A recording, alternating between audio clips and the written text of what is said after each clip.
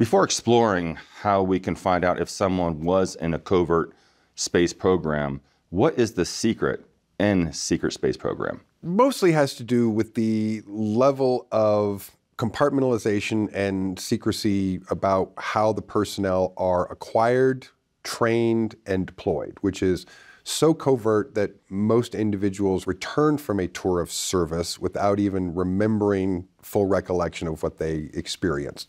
It's so secret that more often than not, the soldiers and personnel themselves, when they return from duty, don't remember. That's how secret it is, that they're not even supposed to remember where they were and what they did. There's a lot of people watching that suspect they were in a covert secret space program. And why wouldn't they know they were in a covert secret space program? Well, the quote-unquote memory wipe, which I have talked about before, which is not so much a memory wipe as it is a memory suppression. So if you think of the brain as a bowl, and you think of the contents of the brain of your mind as a fluid or liquid within the bowl, water, whatever, that's all your thoughts, all your memories and everything. The memories associated with a covert tour of duty would be like a balloon filled with water and then put a cork in it so that it's separate, contained, but within the wholeness of the mind and the brain itself. So that the person in their regular daytime thinking is floating around in the thoughts that are in the open bowl, but the compartmentalized portion, if they can't get through that cork, which is usually through technological, cryptographical code words and things that can access back and forth into that memory compartment, most of the time otherwise, the memory is completely corked off, contained, and separate from their normal day-to-day experiences. So most people just don't remember what's in there, again, because it's self-contained here. So what's happening here is separate. What happens is some of this memory over here starts to seep out, starts to bleed out a little bit. And so flashes of things, random unaccounted for traumas. What may trigger that? What causes that, Randy? What causes the leak out of that memory, let's say? Well, scientifically, we understand that it's probably a certain amount of natural causes. That if we were to think of, again, your brain and your mind here, if the mind has a kind of a will of its own, which it does, and we'll call it the subconscious for this conversation, the mind, your subconscious, has a sense of the wholeness here, and it has a sense that something is separate from the whole. And so your subconscious is going to want to return what is separate back into the whole. And it's going to want to pull some of that out so that it can get access to it and pull the cork out. Most people, the subconscious has a drive towards wholeness. It doesn't like feeling separate. It doesn't like feeling divided amongst itself, and it wants to return to wholeness. There does also seem to be a time factor, as if you were to set a timer when you create this compartment, and there's so many decades later when it just starts, that cork starts to come apart, or it's going to naturally start to pop out because of something that has to do with time, over time, a certain number of decades, 20, 30 years in some cases, when people start to, this compartment, the cork starts to move or it starts to seep out, and they start having really intense emotional, psychological, or physical experiences. Now, are there any common childhood memories one would have?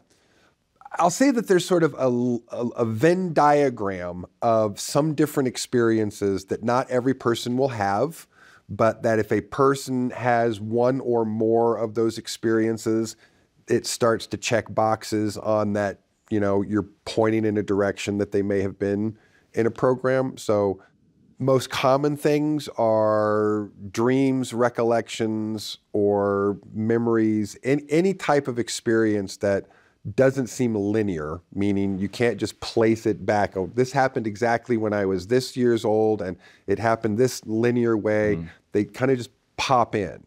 And so when something just pops in and it's not linear, and there's usually an association with military activity, military structure, military organization. When someone who's never been in the military describes to me an experience of being a child and being mustered, which anyone who's been in the military knows, when you muster troops, you're organizing and then pulling them together. There's a certain protocol for that. Someone who's never been in the military would have no idea why or how that would happen, wouldn't have any idea why they would remember it from an 8-year-old brain or recollection.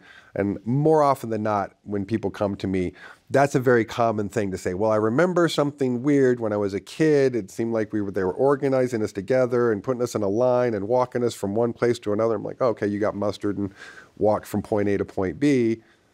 You know, that's a check that makes a question mark. And I won't give someone a thumbs up or a thumbs down until I've had a chance to fully assess what they do remember, what they know about their childhood experiences, parents' jobs, parents' careers that can sometimes come into play there, and make an assessment of that. But there's more than, a handful of things that have to appear on that list. But and what techniques are you using to extract this information from? Mostly just conversational interview. It's just, I know what I'm looking for. So I start asking questions that are going to get me the answers of what I'm looking for or not what I'm looking for. And things that aren't what I'm looking for will go into this category, and things that are what I'm looking for will check boxes. And once I check enough boxes, then, we move on to another step. Now, there are people that have been subject to MILLAB programming that think they may have been part of a covert secret space program, but they have not. What can you tell us about that?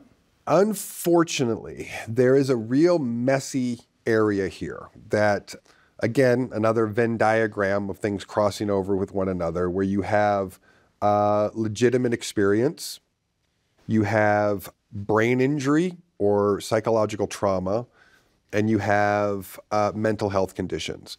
This is not to say that a person having legit experiences is crazy or has a head injury, but it's also possible that a person may have one or more of all of these things happening at once. So it's possible for someone to have anxiety, depression, and some other mental health symptoms, have also some experiences of a legitimate experience, and also have symptoms or signs of a head injury or brain trauma, in which case then you're trying to decode or decipher what to do with all of those things. And the sad truth is, I call this place where all of this comes together in this Venn diagram, brain oatmeal.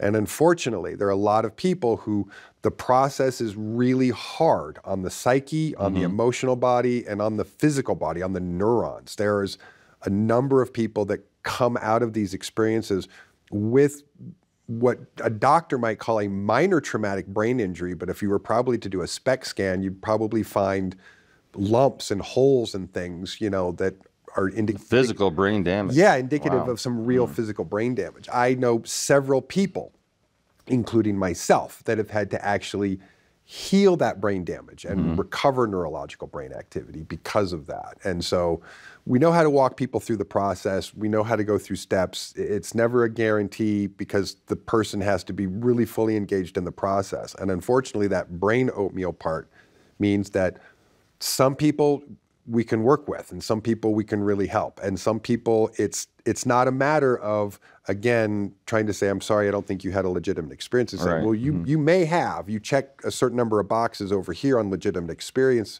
but I'm also seeing tremendous amount of anxiety, tremendous amount of depression, chronic maybe, or even paranoia. That's hard to work with.